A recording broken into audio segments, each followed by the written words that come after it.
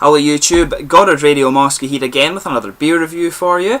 Now I've just got back from a week in Aberdeen where I was doing my master's thesis and running around and stuff like that, so that's all been handed in now. So I'm back to doing my beer reviews, and for this one we're actually going to visit the Brewdog brewery again from Ellon, just to the north of Aberdeen of course, and we're going to review one of my best friend's favourite beers. So one of his favourite beers of course is the Dogma beer, which is a Scotch Ale from Brewdog. So we're going to do this one for you today, and it's a long time actually since I've had a Scotch Ale with being away in Germany and stuff. You probably would have seen the 60 or so German beer reviews that I did for you over the last few months, but we're going to do a Brewdog one for you today anyway. So as is usual with my beer reviews, in the video description you'll find the link to the brewery website and also the link to my other Brewdog beer reviews. There's a huge number of these now, and there is a ridiculous number to come. I've got quite a big stockpile of the Brewdog beer, so subscribe to the channel if you're interested in that. And as is usual, I'll take you through a brief history of the brewery, tell you a little bit about where the beer comes from and all that sort of thing. But if you're simply interested in the tasting, just fast forward towards the second half of the video and you will catch that particular segment.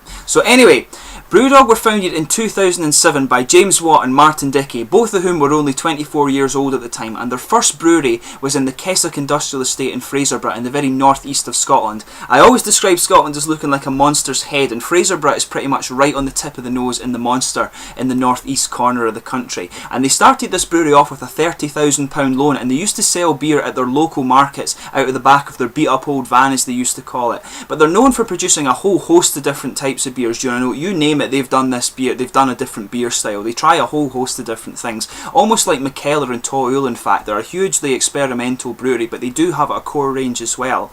But in 2008 there was a big media storm over the Tokyo beer which the brewery produced. Now this is an 18% imperial stout, and many in the media in Scotland actually branded the beer irresponsible. You know, the media in Scotland are idiots, they're always biased and things like that, and they're just, you know, they just want to make a fuss over nothing. So they branded Brewdog as irresponsible, but the company didn't care. They kept on brewing their beer anyway, and they have since this time in fact become well known for having held the title of world's strongest beer on more than one occasion. And the strong brews have actually included the 32% Tactical Nuclear Penguin, the 41% Sink the Bismarck, and the 55% End of History. And this one apparently was packaged with squirrels and stoats, and this apparently got them in trouble with the animal rights people, but they keep getting into trouble with people, but they don't care and just keep brewing the beer anyway, and that's what you want of course. But these large ABV beers in fact have actually been produced due to the ongoing kind of battle, if you like, between Brewdog and Schwarzbrau in Germany for the title of world's strongest beer. Although in a recent interview they have actually said that they've pulled out of the high ABV range because they thought the 55% was as good as they were going to get, where it's still a sort of product that's enjoyable, if you like. Obviously you get quite a bit of alcohol burn at these levels, and they say that the 55% is really as far as they want to take that because it still tastes nice. But in 2008 they also began exporting their beer to Japan, Sweden and the USA, and this time they also began their sort of famous Equity for Punks shareholding options in 2009, and this aided the company by expanding it by 200% during a recession. And this is a company who have done very, very well in Scotland in recent years. They're actually a very pioneering company in fact. But in 2010 they opened their first brew pub in Aberdeen in October of that year, and then next year this was followed by new bars in Edinburgh and then Glasgow. And they also opened one up in Camden in London that year, and they also launched their second round of shareholding in 2011, bringing in 5,000 new shareholders to the company. But in 2012 the bar scene expanded into England further, with locations opening in Nottingham, Manchester, Newcastle, Bristol, Birmingham and Shoreditch in London. There's also a bar in Leeds too apparently. But the brewery also moved to their new facility in Ellon, which is a completely new purpose-built facility, and it's closer to the city of Aberdeen than Fraserburgh. I think it's about 15 miles to the north of Aberdeen, whereas Fraserburgh is a good bit further away, as I mentioned, right in the northeast corner of Scotland. But the Fraserburgh facility actually remained as their beer lab for their experimental and high-end brews at this point. But they're the largest independently owned brewery in Scotland, and they produce 120,000 bottles of beer per month for export all across the world. This includes Europe, the Far East, Australia and North America, and I believe to New Zealand these days as well. I've seen the beers in Estonia, so they really are going absolutely everywhere in the world now. But to tell you a little bit more about the more recent events at the brewery, they actually plan to open up some new international locations for their brew pubs, including Sao Paulo, Tokyo, Berlin, Rome, Florence, and these have all been confirmed. And the company are also looking into Brussels, Paris, Barcelona and a number of other US states for their for their new pubs as well, actually. And they very recently also hired Bates from South Carolina in the USA to create some new dishes and to serve in the brew pubs. And the brewery actually also recently launched their first bottle shop called Brewdog in London, and they sadly bid farewell to their old brewery in Fraserburgh, and they do have plans in the works to open up a new bottle shop in Aberdeen as well. And they've actually just opened up their new bars in Roppongi in Japan and Sao Paulo in Brazil, and they've also opened up they're also planning to open new ones in Dundee in Scotland, Cardiff in Wales, and Liverpool in England as well. And there's also one for Gothenburg in Sweden planned as well. But anyway, that's your brief history of the Brewdog brew. I'm sorry I was stuttering a little bit through that one, but we'll get on with the tasting of this guy now. I'll just bring up the camera and let you have a little look at the bottle art on this one. It's the standard Brewdog bottle art. And as you can see, this guy's a nice kind of bright orange colour. As you can see, it's 7.4% alcohol, this one. The standard sort of Brewdog sort of satin, if you like, finish artwork on it there. I'm not sure, actually. I need to find out what the meaning, what the idea behind the design of this one was, but as you can see, the standard Brewdog crest in there with the Brewdog on it, the standard bottle cap as well. Also, this is the black. This one is actually one of the standard ones. This is the black with gold dog in it, and from what I hear, they actually use these when the beer goes over a certain percentage, but I'm not sure how accurate it is to say that. That's what I've heard from the people in the brew pub, that they use the black one when the beer goes over a certain percentage. But just to read the blurb on this one for you, it says, Dogma is an indulgent, decadent and encapsulating Scotch ale brewed with 10 different types of malt, all blended together with Scottish heather honey. The flavours, intricacies and nuances of this beer are best enjoyed while musing over some obscure 17th century philosophical meandering, such as, quote, if we disbelieve everything because we cannot certainly know all things, we will do much.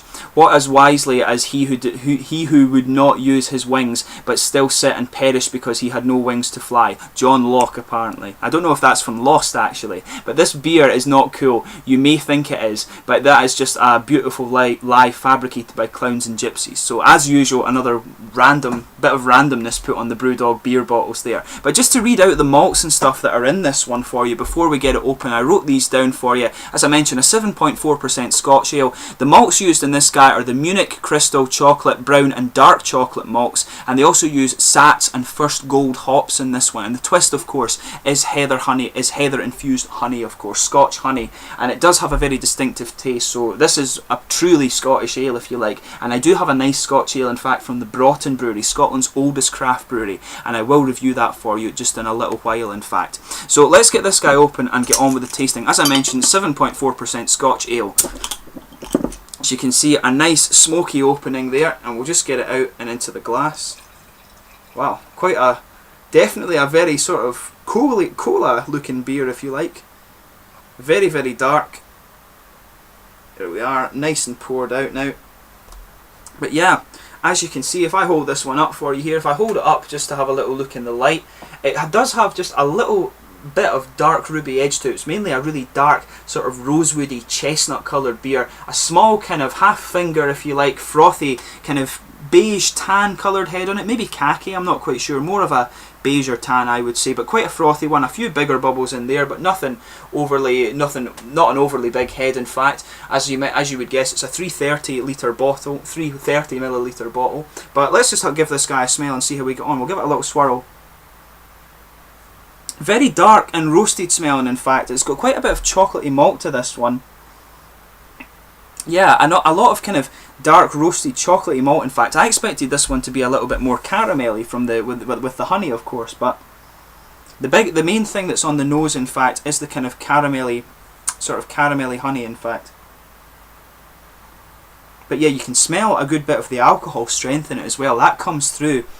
And you've got some nice sort of dark fruits mixing in there with the background as well. But it's very roasted on the nose. The caramel sort of brown sugars, if you like, are definitely on the back of the nose there. They're quite subtle, in fact. And there is perhaps just a little bit of nutty character to it as well, and some woody aromas too. But definitely quite a chocolatey, roasted chocolatey, coffee-ish malt flavour, malt aroma to this one, in fact. It's quite an interesting smelling beer. There's some dark fruits in there too. but they are again quite subtle. It really is. The most prominent component of the aroma here is definitely the sort of roasted chocolatey malts, but that's, as I say, you're getting a nice little mixture in there. There's a lot of subtle character to the aroma of this one, so give it a good smell if you do happen to try this beer. But let's give it a taste and see how we get on.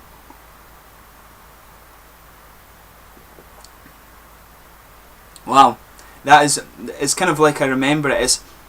It's a bit heavier out of the bottle than it is on the tap, of course, but it's a really, really nice beer.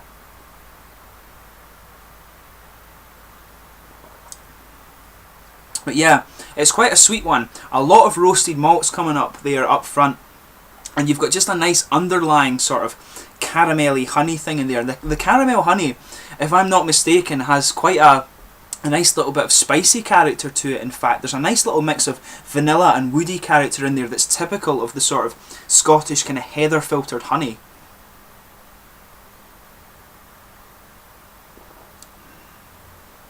Yeah, there is, it's well mixed within that roasted malt, of course, but there definitely is a good sort of nice little bit of a kind of nutty and vanilla-y flavour within that roasted malt, just on top of the caramel, if you like. And it does have just a little hint of spice character to it. It's really interesting, in fact.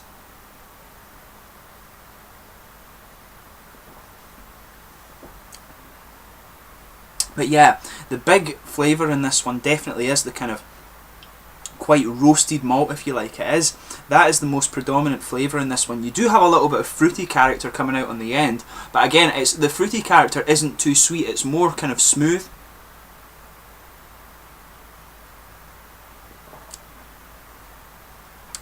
And the fruity character, in fact, does come out a little bit more in the aftertaste. You get the nice berries.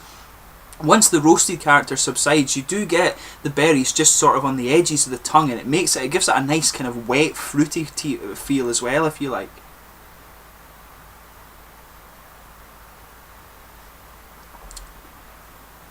But yeah, the malt base on this one really is quite interesting, but as you would expect, when I listed the malts for you there, it is quite a dark, roasted, chocolatey malt to this one. And the caramel is actually quite subtle, but it's one of these ones where it's more subtle. The twist is quite subtle in this beer, but it complements it very well and adds these little complexities to it. The vanilla, the kind of nutty and woody flavours, and just a little bit of that. I don't know how to describe it for you if you've not tasted it before, but Scottish heather honey does have just this little hint of spice to it that comes from the heather. And it's a really unique and beautiful thing, so it's quite cool that they've added this into one of their beers. So try this beer and you're getting a true taste of a sort of Scottish traditional, I don't know how you would say, a traditional Scottish food, if you like, or a traditional Scottish sweet. They often use it in desserts, in fact, but you really are getting something just a little bit unique with this beer.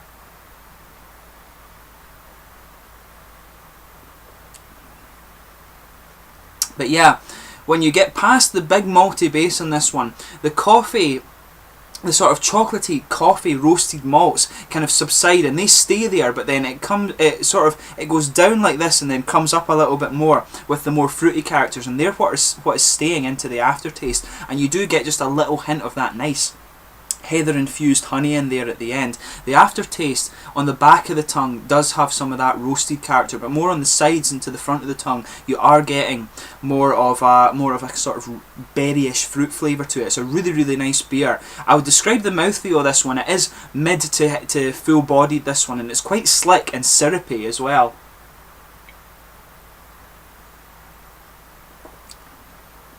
Yeah, it is quite a syrupy. It does have quite a syrupy feel to it, this one. And the carbonation is quite smooth. In fact, this beer is very, very smooth, but the carbonation for a Scotch ale, in my experience, isn't quite as smooth as it is in some other ones that I've had, the US brewed ones. So maybe it's just like a character of this one. I'll need to speak a little bit more about that when I review the Broughton one, but the carbonation on this one, I think, in my experience, is a little bit more than what is normally in Scotch ales there. But overall, there's a slightly dry character on the finish too, and it's a really well balanced beer. In fact, I actually quite like the flavours on this one. Whether it's my favourite Scotch ale, I'm not so sure, but it is another very, very solid Brewdog beer.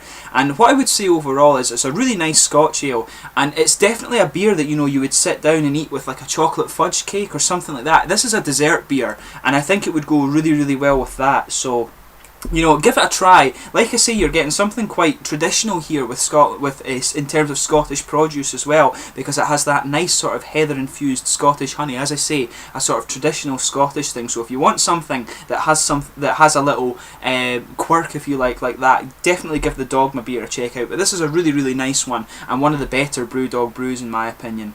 But there's a lot of really good beer coming out of Brewdog these days, so be sure just to try anything from them. You will like most of their stuff, I would say. But I hope you found this beer review interesting. Please let me know in the comment section your own thoughts on this beer. I hope you found my ramblings kind of informative, if you like. I do kind of tend to do that with these reviews. I just ramble a little bit, but let me know your own thoughts on this beer in the comment section. Always interesting to hear that. If you want to see more Brewdog beer reviews, please like, subscribe, share, all the usual YouTube stuff. There will be more of these reviews to come. I thank you for your support over my 200 or so videos now, and I will be back soon with another beer review. Thanks again, and I'll catch you soon. Cheers.